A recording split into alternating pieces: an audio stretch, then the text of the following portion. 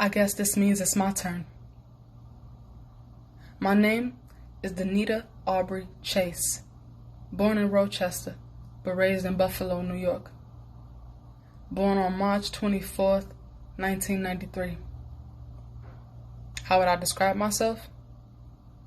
Smart, driven. I can be serious, but I love to have fun. I just can't allow bullshit to get in the way of my money. My sister and I have really been through some hard times, some crazy things, and I know that with enough bread, we'd never go through that shit again. How do others see me? I always hear that I'm callous, uncaring, don't give a fuck. You know what? I want the world to see me that way. No weaknesses, no fear, no bullshit. Fuck these snake-ass bitches. Buffalo is the type of city that forces little girls to grow up by 10. 'Cause by then, you've already been touched, stalked, or something. By then, you've been beaten like a dude, hit like a nigga, jumped, stabbed, or some shit. By high school, every bitch is your competition. That's real. Bitches be out here slicing other hoes' faces over dudes. I mean, I learned I had to be worse than all these jealous ass tramps combined for me to just reach the top.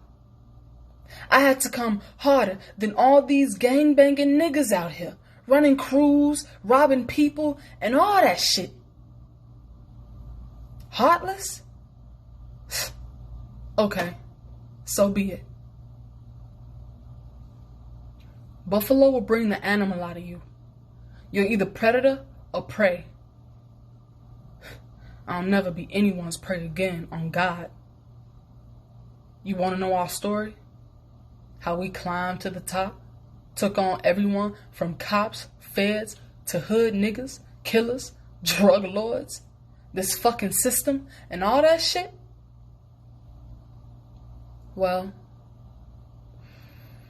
I'm gonna have to change names and locations and whatnot. I'm not snitching on a motherfucker at all. We kill for less around here. This is our story. 5 young black women from one of the poorest cities in the United States, surrounded by women that cared nothing for us, and boys and men that targeted us, thinking we'd be their toys, till they learned different. I had to be a beast and teach my girls how to be one too. Survival. It was just the beginning for us. We about to do the knowledge here.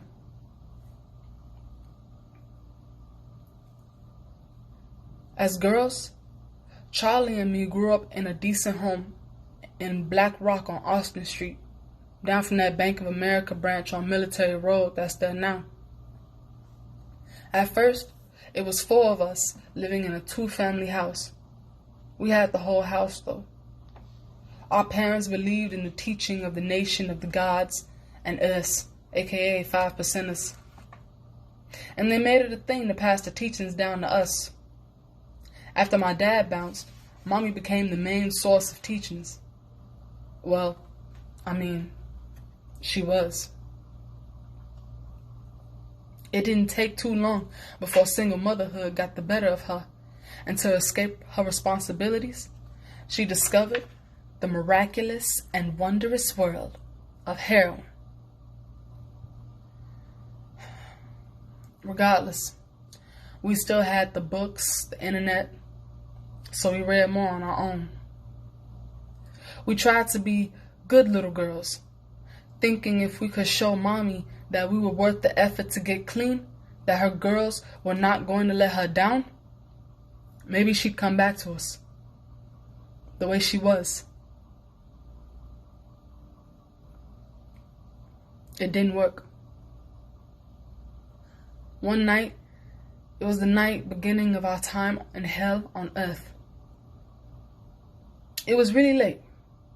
The street was quiet and dark, hardly a street lamp on. There were arguments going on downstairs. My sister and me were in our room. I heard the voices getting closer. I heard what sounded like smacks and thumps, and my mom crying. And then, her screams were muffled. Suddenly, I couldn't hear my mother anymore. I was frightened. Afraid that my mom might be dead. Scared, knowing my mother, weak as she was, needed my help, and I was frozen, standing by my bedroom door, feeling useless as fuck. Then I realized I needed to help Charlie. I tried to hide her before these niggas came up the stairs. They busted the room door wide open, came in stomping around, grabbing me up. Another guy searched for Charlie, but it was a third motherfucker that found her hiding behind the dresser. Then they closed our door, turned off the lights. All I could see were their silhouettes by the moonlight that bled through the Hello Kitty curtains of our bedroom window. I was 13. Charlie was only 12.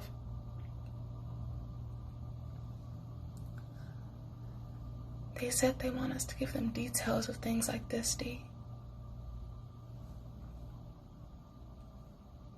Oh. You want details? Really? What you want to know? You want to hear how once the lights went out, they slapped us around, punched me in my stomach a couple of times, taking the fucking wind out of my body? How I tried to fight back? I kicked and screamed, scratched anywhere on their flesh I could reach, and for that, they closed their fist and hit us like we were grown fucking men? Then the blackout. Waking up to the sound of my clothing being torn off of me, shredding my panties and tossing them aside.